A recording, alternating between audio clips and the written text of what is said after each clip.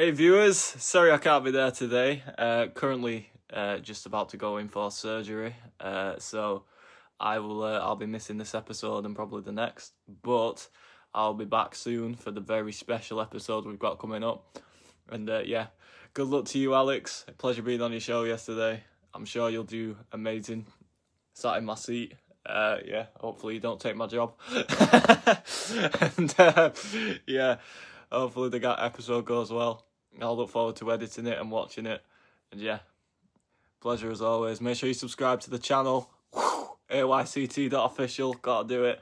And Reese, you gay. I love you. See you soon. Welcome back for another episode of the All You Can Talk podcast. And today we've got two special guests. Kieran's having surgery. I'll play his video whenever Danny wants to play it. He did do us a video and he called me several words in it. Today I've got co-host Alex Francis on his day back. I'm not going to start rapping before you ask me to. And today we've got a very special guest and I'm so excited for this one. And it's weird because I've watched Red All Over for God knows how long. So it's like, yeah, I love it. I watch it every week. That's what he says. We've got Andy from Red All Over. Woo! Very pleased to be here with you. Round of applause. I thought we were going to get Kieran rather than Alex. I think I've seen enough of Alex over the last few years. So, Short straw. Well, you know, it's what it is, isn't it? Thank you for inviting me. It's all right. It's a pleasure to have you on, mate. I'm excited for this one. We've I think we were scheduled a couple of weeks ago, weren't we? We couldn't make it, unfortunately. And since then, we've not done very well on the pitch, have we? Well, you could say that, couldn't you? We've been a bit, I think it's fair to say we've been a bit inconsistent. You know, we're scoring goals. Yeah, but we're always scoring goals, aren't we? But we're not one stopping them. Yeah, that's the worst thing. It's 50 games now, isn't it, that Connor's had, and 100 goals. 3 clean sheets. A bit damning that, isn't it? 3 clean sheets in all competitions. Yeah. 2 against Peterborough and all, innit? You play them every week. Yeah, we've beaten 3 times, haven't we? Yeah, can we play every week? Yeah, I mean, when Davis Keeler-Dunn left, I think everybody were fearing the worst, that we're conceding goals, but we were scoring them with him. But, you know, David McGoldrick has come good. I mean, he's always been good, but he's stepped up even at his age. He's only a couple of years younger than me, like, really. But yeah, he seems to run forever. I don't know. Now, I'm going to say I don't know how you can have energy like that at 38. Yeah. I don't know why you want energy like that at 38, to be honest. But yeah. We'll keep him on next season, though, honestly. It's same with Tom Bradshaw, though. 100%. Same with Tom Bradshaw. He never stops running. I like Bradshaw. I love Bradshaw. I mean, the worry, I mean, the big thing for me, and I think a number of Barnsley fans, wasn't about signing Bradshaw, we call him Carrie. Me and my brother Carrie Bradshaw. They might know what I'm talking about, really. Not a clue. Sex and the City? No. Sake. No, you can rinse me as much as you want today. It's fine. Kieran does that anyway. How old is he? 10? Has he grown a beard at 10-year-old? All right, Tom Bradshaw, then at least know what I'm talking about. You can call him Carrie now, it's fine. I know the joke. Well, whenever I'm thinking about it, I've always got to stop and think, no, it's Tom, not Carrie, because we called him Carrie all the time that we've had him. It weren't about, I'm glad we signed him, it weren't about that. It was that we were told that there were going to be other signings, strikers, you know, for options, because Bradshaw coming would be a good addition to the two, you know, the two main one we got, you know, Dizzy and DKD. But as it turned out, it became a replacement, and that's just not, you know, your best goal scorer. It's not fair on him either, I don't think. Yeah, he got dogs abuse on Twitter for it, and I don't think it was warranted. I think he's only come in. He was buzzing to come back, wasn't he? Yeah, I've never seen a player want to looking like he's loving being back. Well, he's young, isn't he? He's only 33. yeah. But I think the disappointment for me, and I rated it in the last podcast, I rated the old transfer window an 8 out of 10. And everybody was screaming at me, how can it be an 8? Everybody were only wanting a striker. And I stick by it. And I've had a couple of people message me, just like, can you it? We wanted a striker, and if we'd have got a striker, that was a pretty decent window. Now, the board can't take the winger, I can't remember his name, the Zimbabwean that we signed, he's just got injured. You can't take that into consideration. It's not something that you can foresee. And I think if we'd have got a striker, it would have been a good 9 out of 10 window for me. I call him Tawanda because I can't pronounce his second Tawanda. name. And we got some stick. We got some sticky comments on one of our last shows because we couldn't pronounce it right. Yeah. So I thought, I'm staying clear I don't of think it. it's that difficult, Tawanda Chiwera. Chihuahua. I'll still forget that, I think mate. so. It could be wrong. I'll still get that wrong. Chihuahua. Right, I'll start calling him Chihuahua then. No, Chihuahua. Chiwera. I've butchered that, haven't I? Yeah, and I'm just glad that we didn't sell Cleary, to be honest. I think he's just, I don't know what, he's just phenomenal. I've never seen as good a winger in. I mean, how were you, Reece? I mean, we signed O'Connell as a defender, and I think he's That a was good logical. defender. That was a really good signing. Really good. And I like Scott Banks. Yeah. I think he's been a good signing. So it was looking all right, but then, when it gets to whatever it is, 24 hours to go or just under, and you sell one of the top scorers in the division without a replacement. Yeah. We knew that were It's coming, that though. makes it sickening, I think. Yeah. It does, and I think a lot of fans, quite rightly, are very emotional about it, and I think that's why we got so much stick. And I get it. We're all bands. We all want the club to do well, but as damning as it is to say, we need to sell as good players to stay afloat. Not done it though, have we, for a couple of years? So you can't really complain. And a lot of tweets and things like that I see that Bo's just putting it in the back pocket. I don't know how you can say that. There's some, you know what Twitter X or whatever social media is like. It's I try and stay off it. there's no middle ground, is there? No. It's either really good stuff or it's toxic, and I think that's the only way. And I don't know how much we got for him. We might have got 4 million, we might have got 4.5 million, might have got 2 million. Yeah. I've absolutely no idea. Nobody does. We made profit. And nobody's going to tell me. No. So I've absolutely no idea. So we need to stop. Yeah, and I think the one good thing for the window for me was we didn't have his pants pulled down. Like, we're not going to overspend. We'd rather wait till summer, and because we know we're not going up. We won't go down. I know that there's 4 worse teams than us. We won't go down. So plan for the summer. Couple of strikers in. Get the players that we do. There's a lot of dead wood out of contract as well.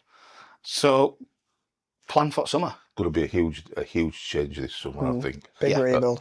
A lot of players out of contract, or maybe getting extra years in the club's favour. Whether we'll trigger those or not, I don't know. But there's a lot of players. Again, I mean, we moved on. Counting last summer, counting loan players, we moved on about 20, 21 players. Yeah. Some obviously going back to the parent club, but it's going to be the same again. It is scary. And all I would ask, I mean, we do need strikers. Can we please have our own goalkeeper behind the flippings in the nets? We've got to revisit that in summer. Can we do 100%. that? I've The last time we started a season, Yep. well, with Brad Collins, we're our own goalkeeper. About 4 years ago. And that's just It's not acceptable, really. And I do get fans' point of view on that one. And I thought the best time to do it was Flavel after the 10 games he had at end of last season. Keep the consistency. Yeah. I'd rather his own players make mistakes than a loanee, because at least they care. You look back to last season, the amount of goalkeepers we had, they were ridiculous, weren't it? And this season. We're collecting them last season. We've seen Wednesday, though, they've had 7 this season. They're beating our record. Wow. Just about. Yeah, I know that Cooper got injured, didn't he, last week? 2 weeks ago? Aye, that's right. And that's a shame, but yeah, it's just, I feel sorry for us. I know a couple of lads at work, and they're Wednesday fans. They're looking forward to winning a couple of games next season, but even they're like, It's not guaranteed. it's not guaranteed in League One. It's not. I've always said it's a cesspit of a league. It always has been. Even when we were 2004-05, when Richie brought us up, it's just a cesspit. You can lose a couple of games and be 12th.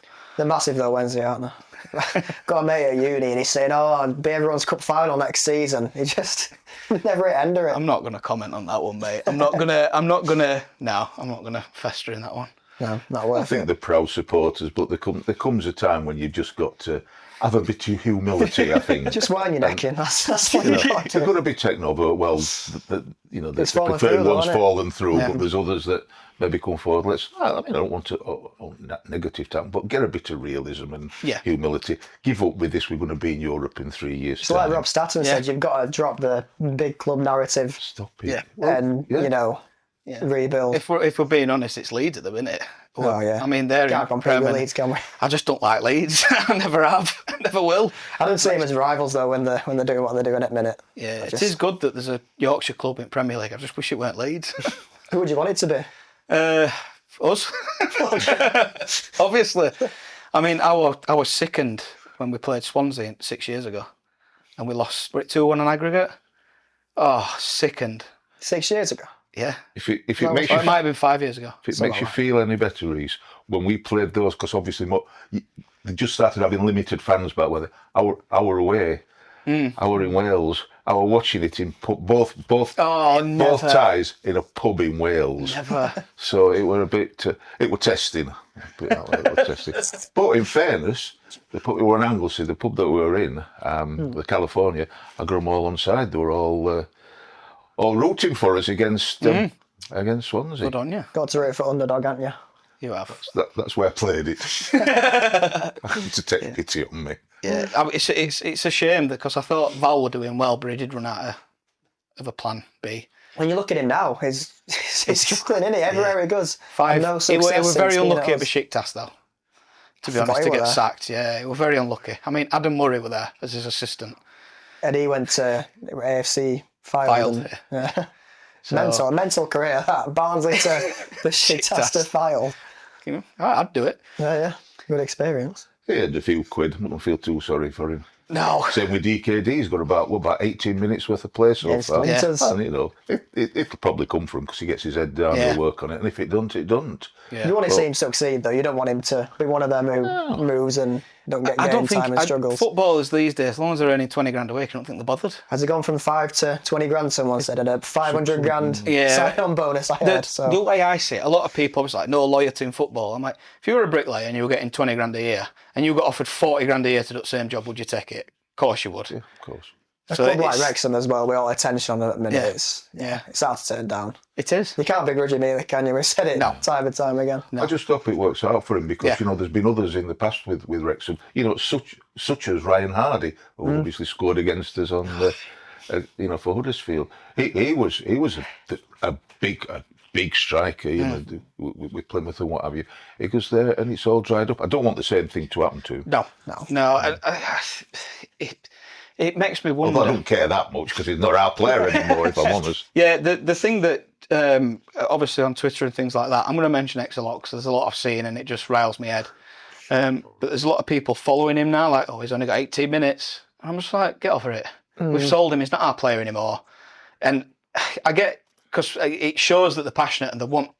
I know what they're trying to say, but just try and move on. And I always refer back to Eki when he said it. New heroes. Let's give them a chance. And I'm loving the fact that Connor's bringing these young lads through. Bland, Jorgen Nathan. They're clearly trying. Sometimes you can tell the inconsistencies with them not being ready and mistakes. But next year you're going to have a better Bland, a better Jorgen Nathan, better Kelly. If Kelly gets his shooting boots on, there's no reason why he can't get 15 goals a season. We'll not have any of these players according to them lot on Twitter. Kelly will be gone. Yeah. Someone else Well, will that's have a it. better The Kelly. rubbish and we need to get rid of dead wood or the good players and they'll be gone this summer. So, you We're all can't. passionate, aren't we? That's the It's bottom not line. middle ground. The one thing I can't fault Jorgen Nathan for is just his energy and his enthusiasm. He's a little whippersnapper. He likes to get involved with the crap of football. He likes to get involved. And You won't think it with his stature, either, he would you? would put a does foot well. in. He's not bothered about putting a foot in, and I like that in a midfielder. That's just me. I don't mind a player going in for a challenge, and No. that's That's what I part want about to see. football, isn't it? It is. It We is. love it. Right, Andy. I want to ask you this. What was your what was your first game, mate? Do you know, I can't remember our forward. you not? Our forward, I'm 71. I'm not How trying to the hell say. do I remember when I went our forward? Tell him. What first game you Jokes can in here if you want remember? to make 'em. God, dear me.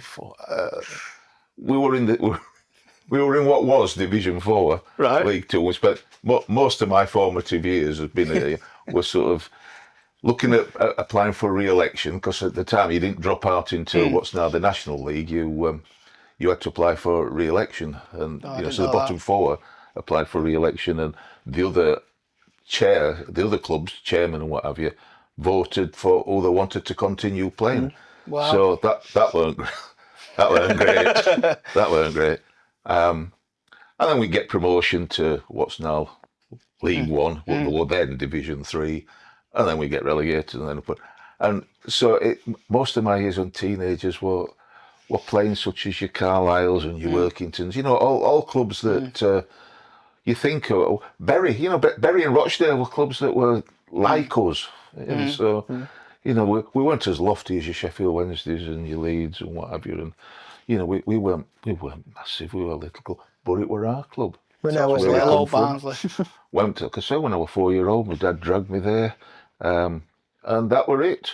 I think, I don't want to misremember it, I think my first game was a night match. I don't know why at 4 I'd be going to a night match first, but it might have been a Friday night. We often played Friday nights. And I just remember, at the time, there were none of this paying season tickets or paying tickets for, you lifted them over at barrier if they were under a set. In fact, I was still trying to lift my son Jonathan over at barrier when he were 12. They stopped me and then they started paying Still for do it it. now, don't you? I still try. But yeah, I remember that, and I remember walking down. You know, we got the bus. We lived in Westmoreland, so you know, catching the bus from Wathing to Barnsley and walking down Oakwell Lane and seeing the floodlights, and that were it. Just as simple as that. You just fall in love with it. Magical, Yeah. absolutely magical. My dad got a bit fed up because we were always on the Cop, which, if you've seen old photos of the Cop, they were just barriers, and it were barriers on a slag heap. Free for all. It was interesting. The toilets were interesting. You just went over the slag heap down the bottom of the other side, but I'll not talk about that. And I spent ages, the first season, sat on my dad's shoulders, because he weren't tall, or sat on the barrier in front of him, and he got a bit fed up in the end because his shoulders were all aching, and he's trying to see, and I'm moving about. So we finished up going into what's now the West Stand. At the time, it was called The Stand, because that was all. I never understood why The Stand had got seats, because it didn't make sense to me. So we used to pay us money to go into West Stand, and I think it were an extra threepence. Oh, it's not even 1.5 pence. It's not even 1.5 pence now, but an extra threepence old money, threepenny bit.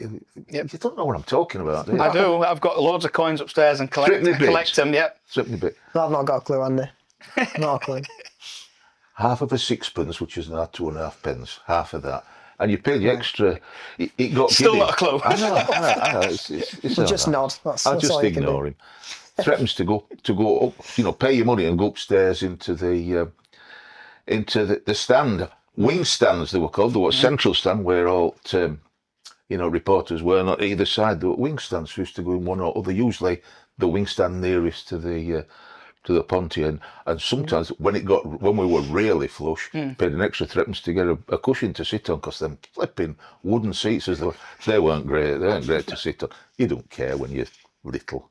No. But so that's my earliest memories. Yeah. You just fell in love ever since, and that were it. You have to, don't you? You do. It gets you. I always see. I mean, I went to Wimbledon a couple of when I saw yourself and Joe and the guys that read all over, and when you're seeing all kids with the parents walking up, and I'm thinking, God, I can remember when I was walking up that with my dad and seeing it. Do you know what I mean? And I just think it's nice, because them kids are going to fall in love with it then, and they're never going to stop going, and it's just really nice to see. Well, if we keep losing, then I might stop going. But the thing is, I said to Kieran, I says, when we lose, it ruins my weekend. It really does. It does genuinely. It's like, oh, that's rubbish. So I can, It just As you get breaks older, me heart. it lessens. It lessens. You Is that 'cause you get used to it? feel it. I mean, sometimes it's good. It's not good to lose at home, but like we read all over. If we've got a home game, on a Saturday afternoon, we'll do an instant reaction show, as you know, should be straight afterwards. And that's got its benefits and its disadvantages. Its disadvantages, might also be a benefit, is that it's unbelievably raw. So from now we're in the family stand, in the East Stand, with my son and my grandkids. I've got that time to walk down, but by the time you start recording, you're still rattled if you'd lost. You're still, we could have played brilliantly, as we sometimes have, for 80 minutes, and then concede 3 goals at the end, and they're rubbish. So it's a referee, innit? Get 'em, Every referee. time. Yeah. Well, it is. But it is. If it's not the else referee, can you blame? some chuff that revs his motorbike up when I'm trying to talk. But you get out your system. So Sunday, I'm all right, mate. Yeah. But when we're away, we do it the next morning, we do it Sunday morning. So it's a double hit. One is I'm festering, if we've lost, I'm festering. And we do it early Sunday morning, either 8 o'clock or 7:45 on a Sunday morning. So I'm also It's early for a tired. Sunday. So I'm also tired. So I think it's fair to say, crabby. So you get a bit more chance to be balanced. Yeah, but Craig don't hold his words, does he? oh, Craig's just crabby. Craig. That's what you need, though, isn't it? Craig's nickname is I hope I'm wrong. Because it's Craig, I hope I'm wrong wood. Because he always says, oh, we're going to lose 23-0. I hope I'm wrong. It does. It does. I can remember he made a prediction last year and he goes, I hope I'm wrong, lads. And I'm just like, you probably are. You're chatting rubbish, mate. What's infuriating is that we do a prediction league within you know, with people putting in comments. Oh, he's smashing it a minute, isn't he? Is it? Is it? I can't. Yeah, all I want is Barnsley to start winning, and somebody who predicts that we're going to win and win well regularly gets to the top of the league because he's joined up. Because he's flipping predicting we're losing. Don't like it. He needs to sort his... I'm going to have a word with him. He's on holiday next week. When he comes, I'm going to have a word with him. I'm going to sort him out. I'll bring him on here. We'll have a word with him on here. Just disqualifying from Put him on spot. prediction table. Are you going to cheer up a bit or what? But yeah, his comments sometimes get me a bit like, oh, you're chatting so much crap. And I'm there at a computer screen, or if I have it on there, and I'm just like, what are you talking? And I love sometimes you're just like, oh, shut up, Craig. I'm like, go on. I love Craig to bits. Yeah, he's good. Yeah, he's a truly smashing guy. Yeah. Truly smashing. Yeah. Spent some time with Craig on a... In fact, we went... Can you remember recently there were a showing at a cinema in Barnsley of the Daydream Believers. Craig had not seen it. So me and him, you know, we were invited. Me and him went along to watch it and he loved it. He loved it. And it was a pleasure to spend time with him. Yeah, so, It does seem like a very genuine person. He is, and he feels and he speaks his heart, which I like. Yeah. It gets me rattled, but I like it. Do you know what I mean? He's, To have these he's debates and passionate. disagreements, so innit? You've Yeah, got to have them yeah. in football. Yeah. It'd be awful if we all agreed, wouldn't it? Yeah. Ryan, what is it, Manningfield? Bearded Tyke, he said that. Yeah, right, Because when I put 8 out of 10, he was one like, can't believe it. But if we didn't all agree, it'd be boring. Life would be boring. I'm really chuffed for Ryan because I liked Ryan when he were on Tyke's TV. I thought he talks. You know, he doesn't always has the same opinion as me, but he talks sense. Yeah. And when You can see the passion when he's speaking. Yeah, that passion, and he started doing the bit. We got him on. I missed it because I were aware. We got him on Red All Over so he could. He could, he could talk about football, but he also could talk about the bearded Tyke. Yeah. And I'm not saying it's all to do with it. It's down to him and somebody else that we know quite well. Obviously, Aunt Claire. You know, and I think well done to him. It's lovely to It's see. the right name as well, Bearded Tyke. I love it. Yeah, I like It's that. done really. I'm really chuffed. He's done really well. Yeah. No, yeah. So I do And like it. It'll get better and better. Good to have and all get these more. content creators, isn't it? Yeah. Multiple different platforms. it is. all the different Loads of people. different arguments, Fantastic. loads of opinions, and just all coming together. I love it. There's I a love number, seeing isn't there? There's your mate, his mate, yeah. Tay from Barnsley on tour, and we Been started. going years, man. And you've had Katie Lee, haven't you, on radio? Yeah, we had Katie on. She Have you had her on? Yeah, she was lovely, bless her. She really spoke really well. Good. Yeah, It's different content as well, isn't it? It's good. I mean, Katie and Callum Fowler, a minute there, smashing it, aren't they? There? Yeah, I They've can't agree got with Callum some all the time either. But yeah, it's crackers. It just needs you to sort your sense out and get better, doesn't it? Yeah, we always look at it to get better. I'm not even kidding. Do you know what I mean? And just people are tough. Sorry, Reese. No, you don't have to be sorry. Just rinse me all the time. Just I'm make only sure. kidding, I'm going to Reese. make a note that Red All Over coming on again. Red All Over likes Barnsley on tour, likes Katie Lee, likes Beard Attack, and I just wish that you'd just sort your sense out and get a bit better. Join the quality one. I like that. You know, this is how not to be invited back. You see, Alex. This is where you've been wrong before. No, he loves it, Reese. Sorry, Reese. I do. You don't have to be sorry, mate. Even though I can tell you not. I'm trying to get him in. But yeah, we've had all that. They're just. I like listening to different people and different opinions, and some people just make me think, "What are you chatting?" But I can tell they're passionate, so I can't really say much. Do you know what I mean? And then you just get the dog's abuse that are in comments sometimes, and you think, "Get a grip, lads." Do you know what I mean? But yeah. It happens, doesn't it? It's It bound does. to happen. It does. It's sad. Even Callum Cooper on commentary. He gets some He right gets stick. some dog's abuse. You're don't not get get a it. more genuine bloke than him. Yeah. Other people say, no, he doesn't ask the right questions. He's a smashing bloke. Yeah. You get Absolutely employed by smashing your bloke. hometown club, you know. Yeah. Yeah. What You're not do they going want to him to do? Yeah. What is it? People, sometimes the people that want him to do things or moan about things, then brag about, I've not been for 5 years and I'll not be going back until so much changes. And all that. You just think, oh, cool.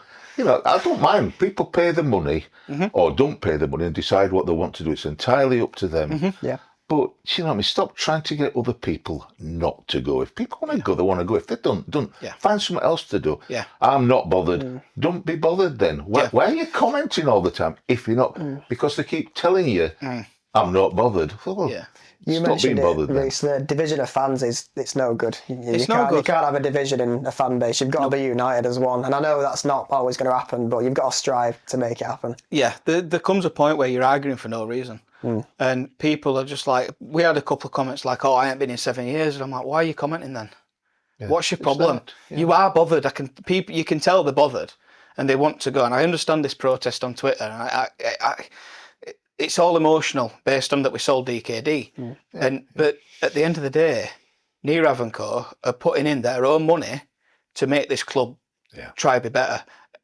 He's not trying to make us go bust. He wants best for us. He's not making money out of it. You're never going to make money out of football. No club is. And if they are, they're lying. I mean, AFC Filed have released the accounts today or yesterday. 44 grand profit, but they didn't take into account that one of the owner's businesses has put 1.4 million in sponsorship money in. I think Brighton were the only club who made a profit out of all 92. Yeah. Which just says all you need to know. I keep saying it, and I'll say it on every single football podcast. It'll not be long before we see a big club go under. And I'm talking your Leicesters or your Lutons or your Tottenhams. Or your Sheffield Wednesdays. I'm not kidding. I think it could be. Just saying. It's going to happen. I've got a feeling because football can't keep. I mean, how much? It's going to go downhill from there as well. If that happens, it's going to be. Chelsea last year, they've just put their accounts out for 24-25. 352 million they lost. Wow. No business can survive on that. No. We went into admin for about 3.5 million for an unpaid tax bill and stuff like that. Was that in 2001? I think it was. I thought 2000. Yeah, it might have been. Yeah. Then we come out in 3. Yeah. Yeah. So 14 months in. I don't know why you're looking at me there before I was born. That. I was 4. Well, it was sod's law because you know the bricks that you can buy. I bought a brick for myself and for my kids. Well, one each for kids, for my dad and for them.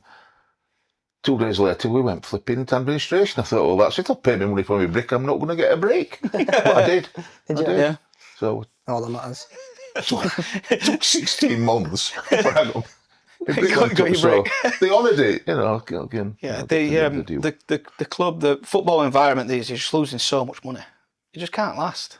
Can't last. I think there's a difference if you're such as Bury and you owe $500,000 or something like that, say, then you've got a big problem. Yeah. If you're Chelsea and you owe 300 million, different it's story, the bank's problem, not your problem. Sit in it.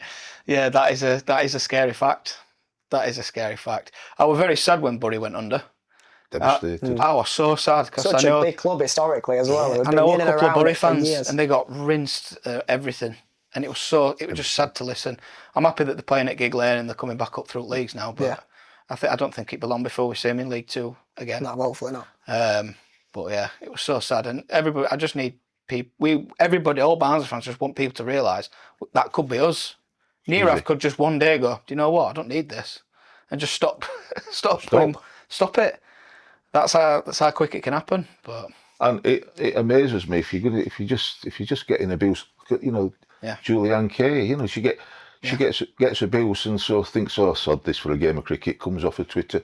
I don't blame her. If I were her, I'd also be upset about the women's team going, because I were upset because I used to go to watch the main, the men's teams with my 2 grandsons. But I used to go with my granddaughter to watch the women's team all over, not just at Oatwell, but away. And I was devastated. And you think if you're just going to get abuse, and then they say, well, we're either hiding. I think, well, if they say anything, they get abuse. So well, I wouldn't bother, if I'm honest. Yeah. I won't Not bother good for saying mental anything. health, is it? It's not good waking up and The receiving fact that them they do kind the of fan comments. forums when there's that much heat just is testament to them, Are really. they a requirement though? I'm not. I'm not 100% sure. I'm not I don't sure. think they are, because I've not seen many other clubs do You it. can have different forms of it, can't They you? didn't release it, did they though? Because I went to the fans forum and it didn't go onto YouTube. They had all cameras set up, but it didn't go out at the end. Yeah, that's a bit sad. It is sad to see, because you just think they're trying to talk to us and people are not letting them. That's how I see it.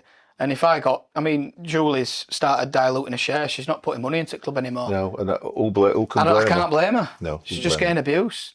And I said to Kieran on the last episode that were hilarious on the last fan for about 2 years ago, when that kit come out with American stars and I do, yeah. and they all said to her, like, why are you trying to Americanise club? We understand you're American, but why are you trying? And she just went, because I'm Australian. Shows how much we know. And it's like, leave her alone. She's trying to bring ice to the football club.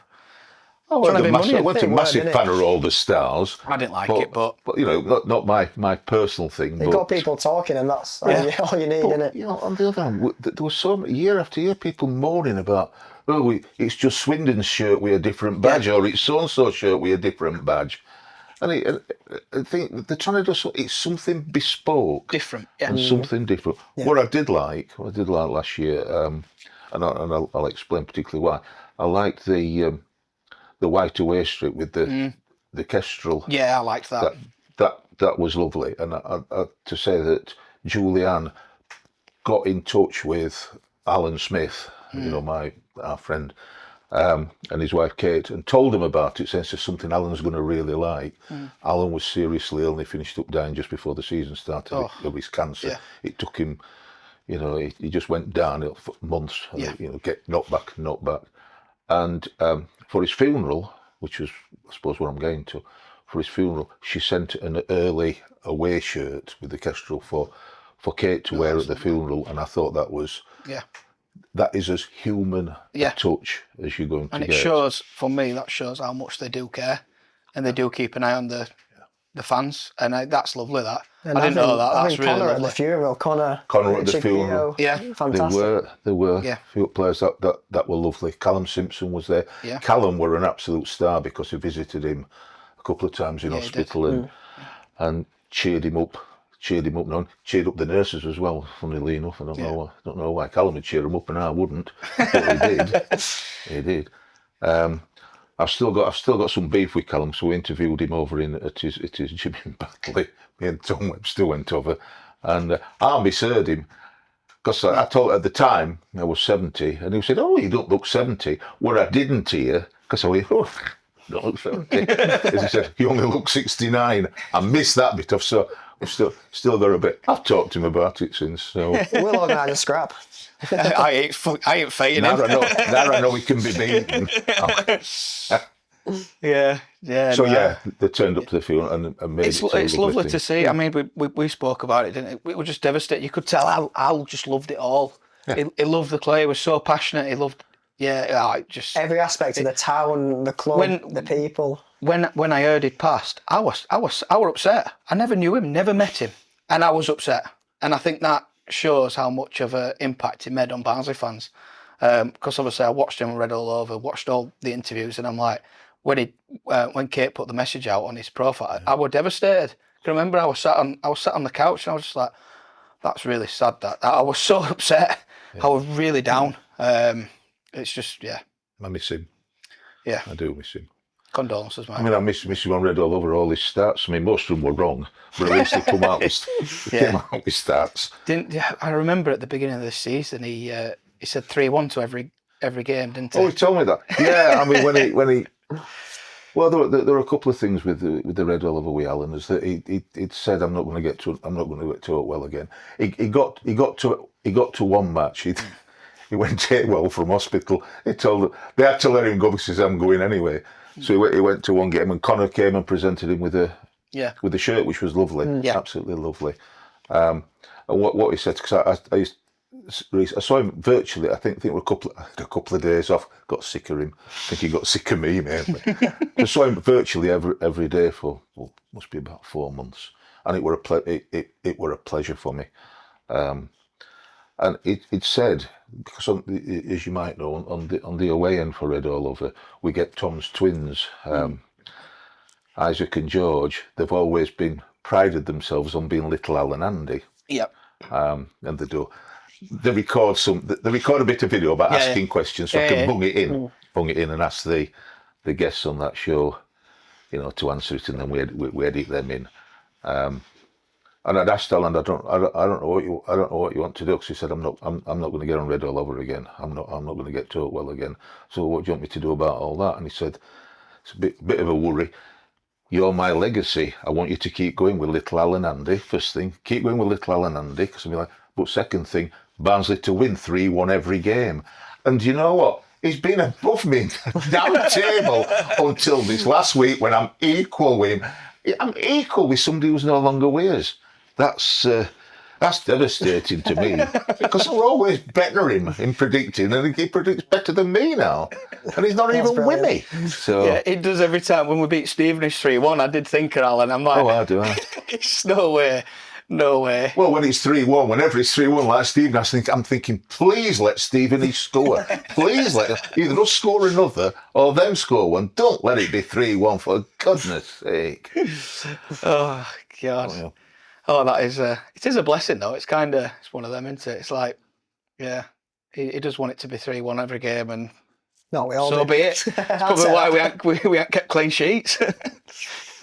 I've known him for 67 years. We've been friends for 67 years. He always said I was the brother that he never had. I couldn't shake him off. That's what he ain't heavy. He flaming war heavy, my brother.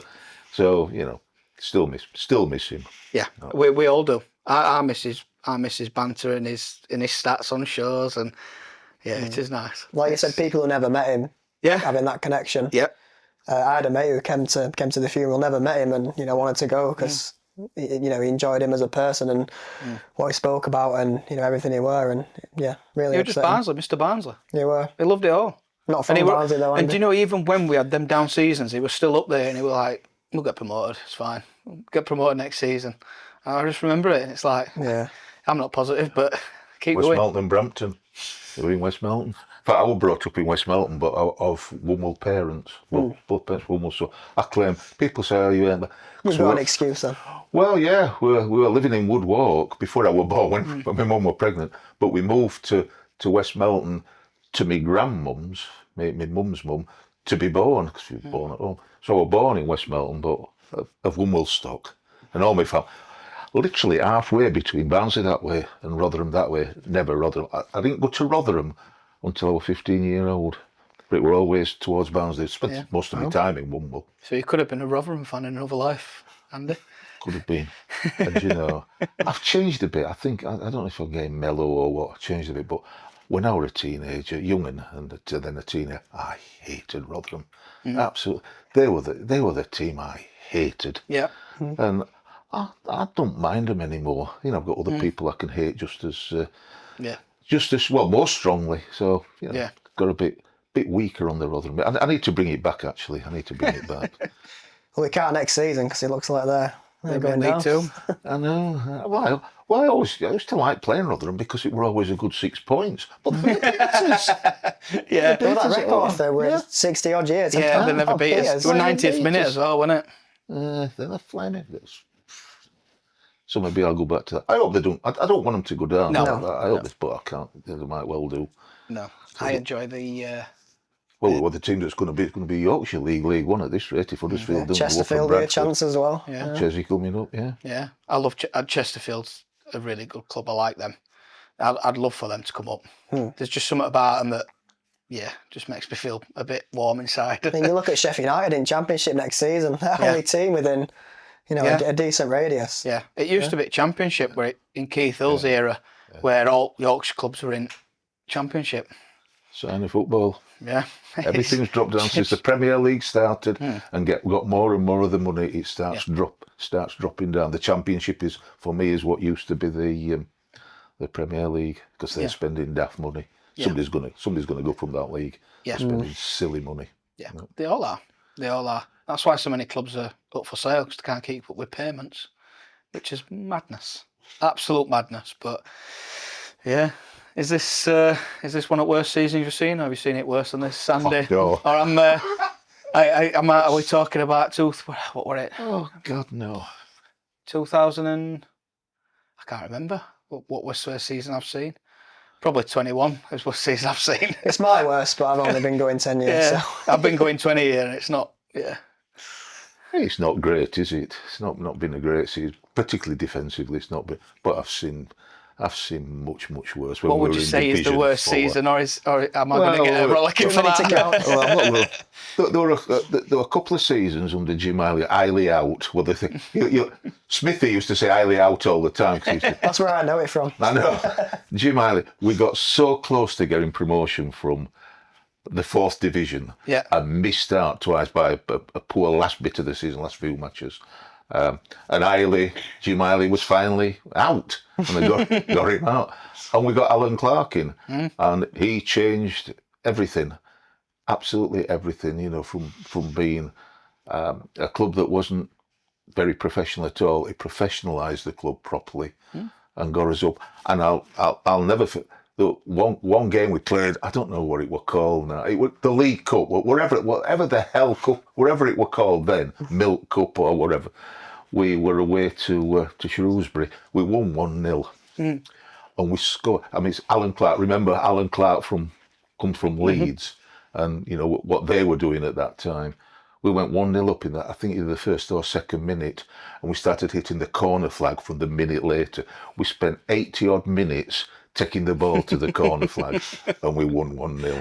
Maybe we should do that. That's fantastic. That. Maybe we should do that. Maybe we should do that. Get a goal up on Saturday Orient. Maybe we should do that. Just take it to the corner flag straight away. But yeah, literally from the 80, well, let's say about 87 minutes, something like that. And nobody minded. No, I won't mind. I found it hilarious, absolutely hilarious. It was The so fans were ridiculous. absolutely seething. Yeah, that were an added bonus. The seethed. Yeah. I would be if it happened to us. Yeah, that's what football's all about, isn't it, though? Yeah, wasting time. They don't have to do it nowadays. Goalkeeper just goes down injured, don't they? Oh, it's winding me up, that. Happened to us, didn't it, against Huddersfield? Goodman went down, stretch away, nearly on pitch, and then he was back up on his feet. Yeah, he was concussed as well, weren't he? He should have. If I remember. I'm not sure. Somebody were down 11 minutes. He shouldn't have continued. Even if he said, "I'm all right, shouldn't have continued. No, I agree. So we've seen it worse than that. God, yeah, I'd say that as a in Division 4. When we had such as Spud Murphy playing for us, we know and talk to a lot, and he's wonderful. He's been on Red all over. Yeah. Came to a Christmas party a few years ago, and absolutely the life and soul of it. He's wonderful. He's a lovely man. I met him in Legends Street about 10 years ago, and he took me on a stadium tour. Yeah. One of the most lovely men you can ever speak to. He explained everything to me. Like, this is what that machine does. That's fantastic. And he took us into the change room, and I remember this.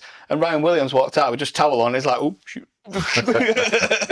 And Barry was like, "Better not go in there." So yeah, that were a funny moment. But yeah.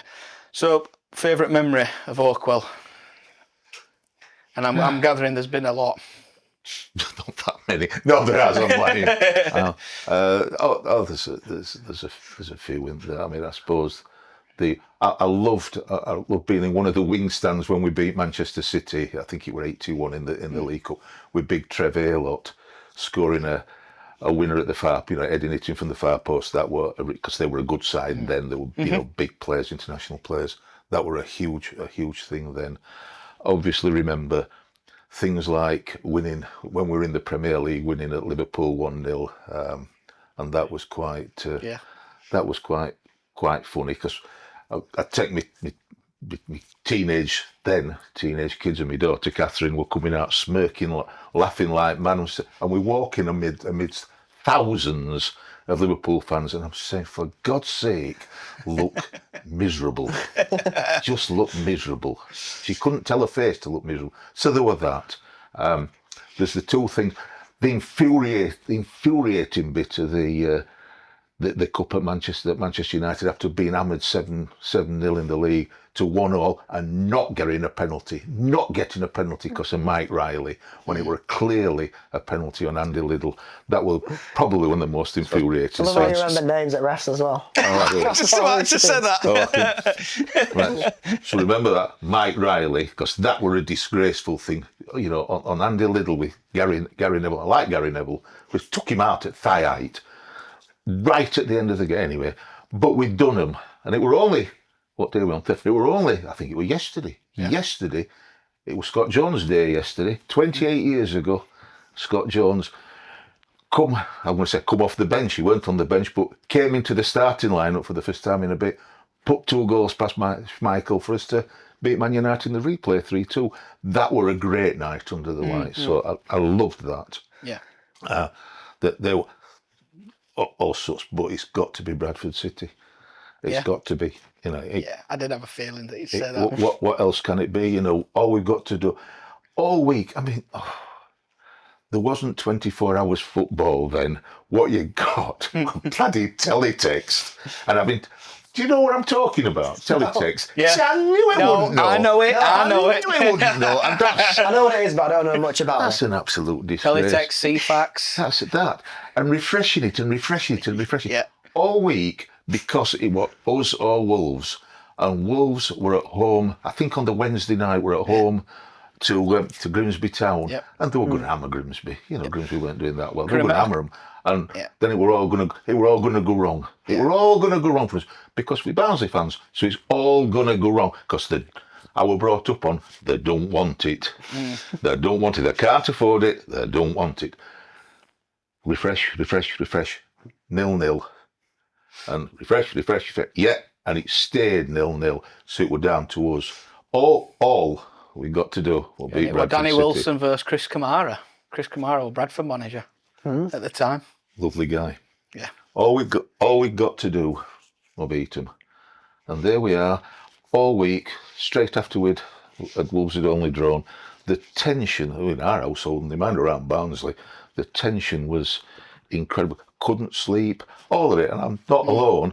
Couldn't sleep because it's all building up and it's all building up. And we don't want it. We're going to throw it away. The final chance we're going to get, we're going to throw it away. I remember watching a video of the game, and I can remember the absolute, just all the crowd going crazy when that header went in, and it crept in. And I just watched all stands go up, and I'm thinking, It took a year to get on that line, didn't it? Yeah, it took ages. It was that, you know, John Hendry's got it out, you know, he made the difference. He got it out wide, in front of the Ponty end, wide on the left, put it across. It seemed to take ages to get across. Paul Wilkinson heads it down, just like that. What are you watching? Like that. Heads it down. And I'm thinking, well, that's not going in. It's not even good. And like you say, slow motion. Yeah. And then it went in, and my recollection of it, and it might be a false memory, my recollection is the ball was in the net and there was a stunned silence. And then it went crazy. Absolutely crazy. And, you know, as the game goes on, and then not that long from the end, Bradford break away, and he's on his own. You know, it's put across and he's on his own. And it's easier to score than to miss. And he hits the post. Thank God. And it were at that moment, and only that moment, that I thought, we're going to do this. Yeah. And then Clint Marcel did his little dance, and and again, I think he just stroked it. I don't think he wanted to hit it. He wanted to scuff it into net. That must have been the slowest shot I'd have called that a back pass shot. But it went in, and the world went mad. Yeah. Can only dream of them kind of days. These days. And the final whistle, because we were up in, you know, me, my wife, Sue, and kids, John and Catherine, we're up in we're up at the top of the family stand up there, and everybody was just stunned. I couldn't speak, just absolutely stunned, with people hugging me that were also crying. And I turned round to say to John and Catherine, well, what do you think to that? Well, there, on the flaming pitch with about 10,000 others. I think, oh God, I'm going to finish it, go to a police station and getting them out. But I suppose when there's that number on the pitch, they're not going to do it. So just a remarkable, stunned, a mixture of joy, but stunned relief. And after it was us and Bolton, weren't it? Top two. Yeah. We were chasing it for ages. And we played them 300 times since. Now we're both festering in League One. It is sad, that, isn't it? Yeah, so that's easily. And there's other stuff, like the Wembleys. Did you go to Huddersfield when we beat them? Were it 7-1? No, that were at Oakwell. But in fact, that was the only game that. Who were playing? Who was our striker? We just signed Craig Ignat, and I think it was the only game that him and Ashley Ward played together. And we missed a penalty. Yeah. 6-0 at half time, we missed a penalty. Yeah. So We're going to bottle it. That's what you're thinking of. And that's best. One of the still best goals. considered a goal though. Yeah. Well, that were Darren Barnard's goal was just out of this. Yeah, it was just I don't insane. think we'll ever see anything to top that. We talk about Reyes Cleary, but the technique on that were just you never incredible. I ain't seen anything like that since. No. The only thing I can come close to that is Adam Hamels at Wembley, 30 yards. Had a couple, didn't he? She did a few. I'll tell you one to look up on YouTube though. Look up what's his name, Paddy? Paddy McCourt. Paddy McCourt. Look You up remember Paddy, Middlesbrough. Paddy McCourt against Middlesbrough. 3-2. Yeah, I remember it. Because I understand what you're saying about Barnard's shot, because he hit it on the volley across, come across, hit it straight away across the other side. But Paddy McCourt's goal against Middlesbrough, He just wove in and out, 6-7 players. Could get near him. Did he throw up after that? He threw up and went off after that. And then he did it against Brighton as well. Absolutely when Mickey amazing. Mellon were in charge. And we beat him 2-1. And he did a 1-2 with Marcus Tudgay and slotted it in bottom corner. One of our best ever players, but he don't get it because he was towards the end, the Derry Pelly. Yeah. So he don't get the plaudits because everything else that went around him. Lots of That's drugs, my favourite alcohol. goal. That is a top 10, Andy. I'm not going to lie, that I do remember that one, and I can remember everybody in West Stand was just like, he's going to lose it. What's he doing? And then it went in. It trickled in. That's another slow motion. Then it just trickled in as well. And literally walked it in. He did walk it in. I couldn't believe it. And one of my favourite memories is David Flitcroft's season, and we played Hull at home, and Jacob Mellis scored inside 5 minutes, and then Chris O'Grady scored, and I've never heard all three stands sing at the same time. And that was the first time I'd ever heard it. And I can remember I was 16 at the time, and I was like, this is Barnsley, this is it, this is my club now. And everybody in West Stand stood up, everybody in East Stand, and it all just went. Hull were having a promotion party before the game because they thought, it's Barnsley, they're at bottom, they're gonna lose. And then we beat them 2-0, and it was just crackers, absolutely crackers. I remember, and there's been a few like that. So they're the things, aren't they, that you remember? Yeah, you do. I can remember there were a bloke who come running along the back of the West Stand. And it just started jumping at everybody because it was just one of them moments where you just went, everybody's heads just went, and it was really, I enjoyed that. Well, I went when I was 4. My dad took me when I was 4. His dad had taken him then, and my dad was born in 1920, so we went in 1924. I've took my kids, Jonathan and Catherine, and now me and Jonathan take his son Jack. And Catherine's son, Noah. So we keep passing it, we're passing it on. We've been going, we might have always been going since the Barnsley started because my granddad went and, my dad were born in, 1920. That's what it's all about. Well, I keep arguing with my missus because they're from Huddersfield. And when I have kids, they're Barnsley fans, they're not Huddersfield fans. It's not happening. I'm not letting it happen. So they will be Barnsley fans. I don't care. She might say you moved to Barnsley, so... she needs to have that. Then you're equal. She's upstairs. I need to be quiet. So, there's lots of moments, Andy, where I've thought this is my club. Do you know what I mean? And I shared them with people, and it is about sharing moments like that. They live with you, them, don't they? They do. I'll never forget them. I can remember my first game. We beat Walsall 3-2, and Scott Flinders were in our goal. And I can remember chanting to Walsall fans because they were going down. If we beat them or something happened, they were going down. I can remember chanting, "We all East Stand that you're going down." And I can't remember how old. I think about 9, 10. So just them little moments. Had him on strings, didn't you?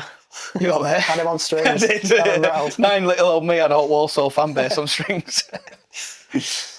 Of course, there were the the playoff semi-finals when we beat Birmingham 4-0 at Birmingham. Yeah. With Bruce Dyer scoring a couple of goals, a masterclass in striking. Yeah. And that was a big thing for us then. We loved that day. To tell my daughter to put a coat on because she was sat in the car with a Barnsley shirt on weren't the best place to be because there were bricks coming over at us and all sorts. It weren't right great. Can't leave your car park near Birmingham ground, can you? They get dismantled. Have you heard about it? They get exhaust stuck off them, bonnets and lot. Yeah. Oh, it weren't great. We had to be escorted. We were in a secure car park, so we weren't too bad. We were guarded. Guarded. God, a bit different to South Stand at Barnsley. But yeah, it were guarded, and the police. We got police escort back. The bit that got me that day, apart from winning 4-0, which were wonderful, is that the final whistle, we're crouched down behind a wall with Georgie Ristoff and a number of others with bricks and bottles coming over, and I'm saying They're animals, aren't they? Well, I'm saying to Catherine, she was a young teenager. She's got a mobile phone. She's on the phone to her mother saying, "You're not going to believe what's happening." Worst thing to do. And all I heard was, "Put your dad on now." And I'm saying, "End the call, Catherine. End the call." Oh, flipping when we got home. Oh, good grief. Did you hear about it? My daughter. What did you take my daughter to? Oh, my goodness. Did you go to the Ipswich game? At Wembley. Old Wembley. Yeah. Yeah. Last club match. It was, yeah, it I was. did, yeah. Yeah. I did, and I thought we were going to do it. What I did like about that, and I would say, is that I've got a close friend that's an Ipswich fan. He lives in Sardinia, but he's a big Really? Ipswich fan. So I talk to him, regularly. He's been over a few times, and the atmosphere was wonderful. If we'd have won, the atmosphere would have been wonderful. We lost, the atmosphere was wonderful. I think the segregation. I was sat about as far away from all the Ipswich fans as I am from you. There weren't a massive thing, and there weren't an ounce, as far as I could see, an ounce of trouble. It was all pleasant. Similarly, a few years, number of years later, against Oxford in the Johnson's Paint Trophy. Yeah. Not so much against Millwall, but certainly against Oxford. So, and I'll never forget the Barnsley fans all sat down, all doing that, saying you only sing when you're rowing, which I thought was hilarious. We have a laugh, don't we? Yeah. I can remember Oxford's fans were lovely. I can remember when Daniel Stendel's season, we beat them 4-0 at home, and I was drinking with a couple of them in Barnsley Town Centre. They were so lovely. Yeah. And they just said, "You're going to smash this season. We might go down, but you're going to smash this season." I think we were second, weren't we? Never lost at home. God of them days, but but I've never seen us dismantle a team that well since. Mamadou Tiaf. He's a player. Fantastic, weren't he? Yeah. Loved him to bits. Just a little bit worse off than Cleary. He's not, have you seen him? I don't know, I haven't recently. He's put on a bit of weight. Has he? I'll just say that, yeah. Well, he's earned his money, hasn't he? He has, of course he has. So you don't blame him. No. I know a lot of players that. I saw a thing about. Do you remember Mark Viduka? Yeah. He owns a coffee shop in Czech Republic now. Does he? Yeah. He's 50. Leeds is Australian striker. Yeah, he's 50 and he owns coffee shops. Yeah. Wow. Makes coffee. I'm like, fair enough. That's brilliant, isn't it? You've earned millions. You played in front of the biggest crowds at Champions League, and now Going to coaching, I'd rather just open a coffee shop. Well, he's living his life. Yeah. That's what he wants to do. That's good to see. It's fair enough, isn't it? So, Red or Lover, mate? You enjoying it? Do you enjoy it? I enjoy it. God, dear. It's whether other people enjoy it. It's been going as near as, damn it, 10 years. Joe Beards, he works for Dern FM, which were a local commercial station. He put in a bid to do an hour show on a Friday night at Dern FM for Barnsley fans, because it covered that area, and they agreed to it. He roped Smithy in, so it were them two, and I still, what can I do about it now? I shall never forgive him, Smithy, I used to see Smithy after every game. He was stood outside his car waiting for me so he could have a rant. No matter what it was, referee, the away team, our team, he just wanted a Smithy rant. He just ranted. And one day he just said, "Do you fancy coming? Fancy coming to..." It would be, you know, the studios were in Doncaster, just not far from their ground, at the outlet there. So, against what I'm pretty sure were my better judgment, and Smithy insisting that we'd go to the pub first and he'd get me a drink, which didn't happen a lot. Didn't happen a lot that he got them. I agreed to go along and we did it. We did that for a bit, and I thought I was just going to do it as a one-off. And George said, "Can you do it once a month?" So I was still working then, so I agreed to do it once a month. And then, I don't know, you might know better, I don't know why, his boss has said, "Can you get him on every week? Because he's different. I don't know if he's funny or giddy or stupid, one or other, mixture of it all." Talks bad about other shows. So roped me into going every week. So me and Smithy used to go every week. Josh had come when Josh were able to.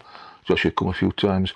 And then, of course, we had it all went together, the COVID years. We're going to finish it off then, Dern FM, well, Links FM, that owned a number of local radios, sold out to Great Estates. So it was to be no more. So come the COVID years, we decided, well, Joe decided, I'm thinking it should be a podcast. He said, "Shall we continue or just, what shall we do? Pack it in." They want to, I've got a face for radio, so I were happy just to do a podcast, an audio podcast, but they wanted to go onto YouTube. So we thought, well, we'd try, can't we? If people are interested, then they'll watch it. If they're not, they'll not, and we'll go over. And it's done all right with a mixture of different people and different things, and I enjoy it. It's evolved, you know. Yeah.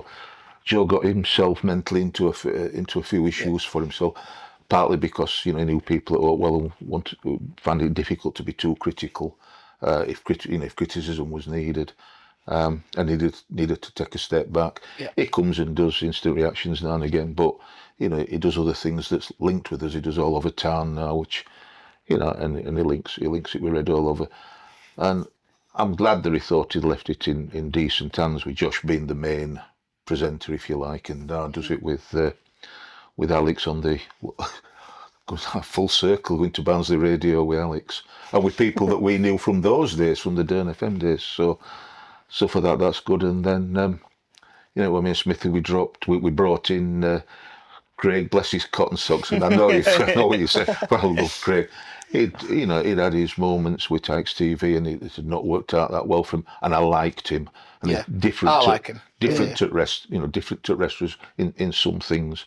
So we come on board, and so we got that, and then we got the women's team, and Jess, who managed the women's team, she was good friends with Tracy. So Tracy's come along the last 2 years, and she's been an absolute star. Apart from the fact that she's my PA and sorting out all the away-ends for me, she's an absolute star doing the instant reaction shows and everything else. She's an absolute joy to be with and talk with. And then more latterly, you know, we've had others on. Tom comes on now and again, but he prefers to be silent. Tom and be behind camera. He does recording for instant reaction. You had a German fella on not long ago, didn't you? We had him on last night. Did Benny. you? Well, we got Dean's come along. Dean's been in the background for a long while, and really, really chuffed that we roped, and it was me and Smith. It roped Dean into joining, and Dean got a bit. I think it'd be better for him to talk. Got a bit worried that he didn't want people to think he were Smithy's replacement, because he weren't. We were looking at Dean coming on well before that. We were one of Alan's suggestions, you know, to get Dean on for a. You know, so and I'm happy. I'm happy that he's on, because, like Smithy, he's older than me. It's not by a lot, but I'm not the oldest, which is always a benefit. And Dean's good mates with Benny, who lives in Dusseldorf. In fact, Dean's over in Dusseldorf with Benny until Monday. So we did a show last night, and Dean did it from Dusseldorf, and Benny come on as well. So yes, it's a good lad, Benny. A good lad. So when Barnsley, I said it last night, when Barnsley joined Sheffield Wednesday in being Champions League in 3 years' time, we're going to go over to do a show when Barnsley are away to Dusseldorf in Champions League. Because that's obviously going to happen. Oh, it is. I get 3 years, 4 years. We'll win FA Cup, something to get Europa League. So yeah, and it's you learn new skills, don't you? So we're always just from my personal point of view, we're always just a guest, a contributor. But gradually, when Joe decided he needed to take a step back, Josh had been doing away ends, so he stepped up to do the main shows, and I agreed that I'd do the away ends. So I spent an evening or so with Joe, him showing me how to edit stuff and patch stuff on Adobe Premiere Pro and all that. So you can teach an old dog new tricks. That's the thing with Joe, though, he left it in good hands. He didn't just leave it to you. He made sure you knew what you were doing. And It's on about Josh. Get. No, kidding. Is that what you want about Josh? My mate. Good footballer. Yeah. Tell me about that, because I've been told. I shouldn't have said that. I've been told that this is a burning question for me. You want to know about I want a burning question for me. Josh keeps banging on, 'cause he used to play a bit of five-a-side and what have you with Joe. He keeps banging on about how he's a great footballer and he's as dirty as hell. He were a very good. Put him down. He were a very good centre back, Andy. A very good centre back. He's just saying that just because you think he's going to watch this. I know he's going to watch this. No, he went. Probably a bit dirty, as far as I can remember. I think we were 11, 12. Probably a bit younger than that. The way Josh talks, he was Vinnie Jones. Oh, probably. Something's gone wrong, though. Somewhere down the line. Yeah, something did go wrong. But yeah, he's a nice lad, Josh. I always had time for him. Yeah. He's living in Manchester now. He's gone off to the dark side, obviously. I know, I heard about that. I can remember him saying that he lives over in Manchester. I'm thinking, what are you doing? Terrible, isn't it? Doing over there? Dark satanic mills. Can't help his son. He can't. It's a shame. It's a shame and all that. But, I'll blame his dad, Andy. It's his fault. His dad's fault. He could have brought him up better. Yeah. He'll definitely watch this now. I'm clipping that bit up.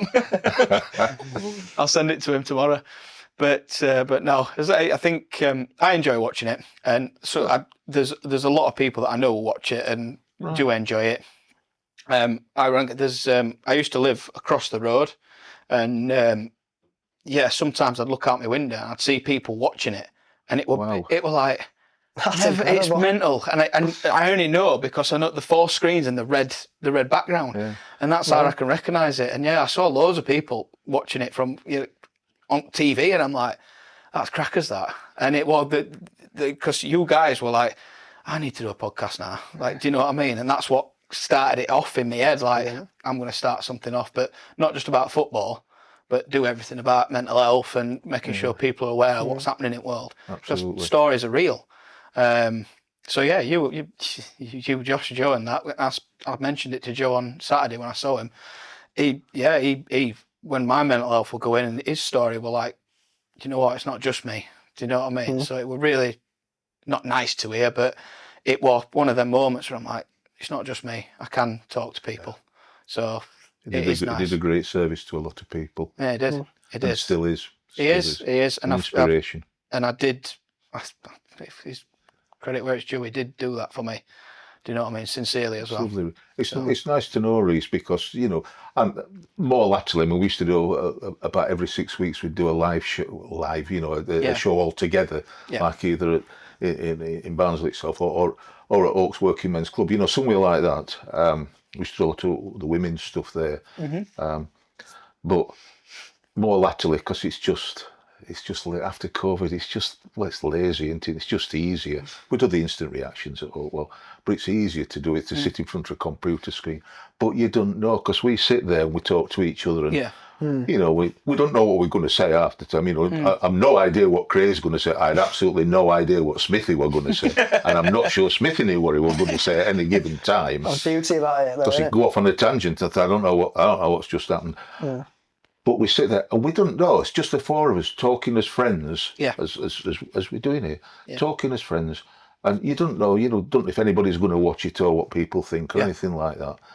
So it's nice to know that it's done some good. It has, and you were wanting inspirations, mate.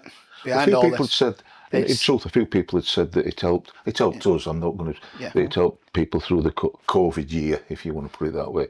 That they got something that they could relate to. Just positivity. And it helped us. It takes your mind off things, and it makes you happy for that half an hour or hour. And you can tell it's not scripted, and you can tell it's just four lads four friends having a giggle. It's real people, innit? Yeah, it's not real people, and that's why I like getting people in here. Sometimes we can't. We've got a couple episodes where we have to travel, and we are going to be in next month or two. But sitting here face to face with people, I get their story, and I can see the body language. I can see if I can see them that they're here. It's closer, it's personal, and I think it's a lot nicer for me. I think than on a computer screen. Does that make sense? I can do it, but I like being in person as well. I like the personality because I can chat. And I think for this type of podcast, it works really well. And when I'm talking to people about their stories and their life, and when they're talking about really dark things, I can comfort them in a good way. Yeah. Rather than just them being there's nothing I can do. Whereas in here, I can cut cameras and offer them a cup of tea, and that's what I want. Do you know what I mean? So it's all about the story and the life and what people. It's real life. It's not just in paper. I'm really chuffed that you invited me. Yeah, no, it's an honour, mate. It's my pleasure, honestly. It really is. I mentioned it to you, didn't I? When you've confirmed that you're coming on, I was so excited. I'm like, this is mint. I will really go. I will go when we cancelled it, but I was so excited. I'm like, I've got a new date. This is buzzing. Yeah. Happy days. Do you know what I mean? And we'll get Josh on. We'll get Craig on. If we have to. And I even said to Alex, I says, I'm gutted that we couldn't get Al on in time. I really am.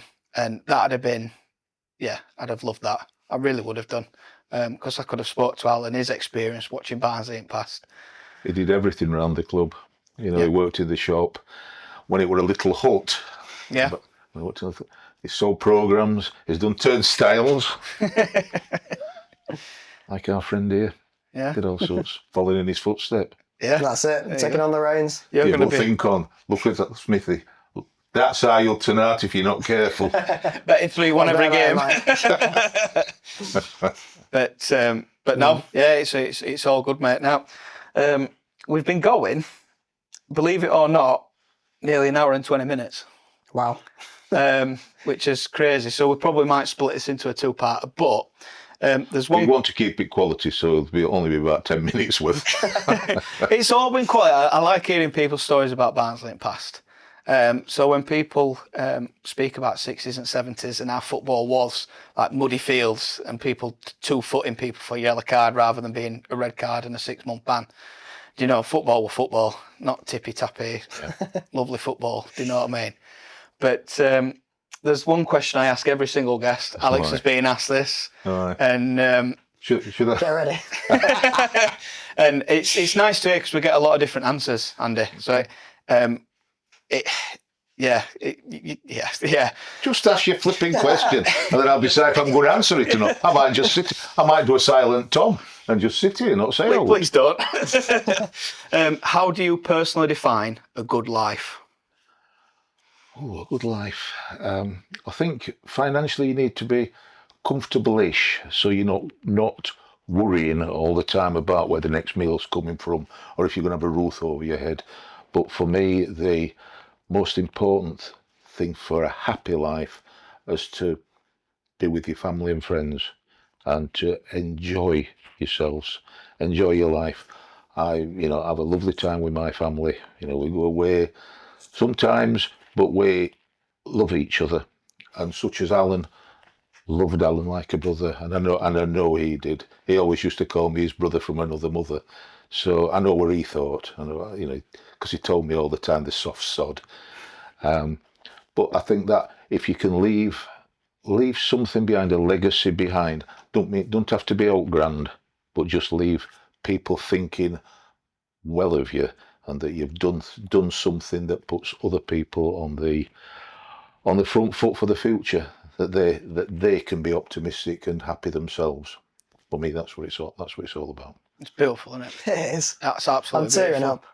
Yeah. Fantastic. I love hearing stuff like that because it's just one of them where it loves everything. I've just made it all up. It's a lie. It's just a lie. Money, money, money. That's what it's at. I want money. No, I don't. I'm not. I'm only kidding now. It's all good.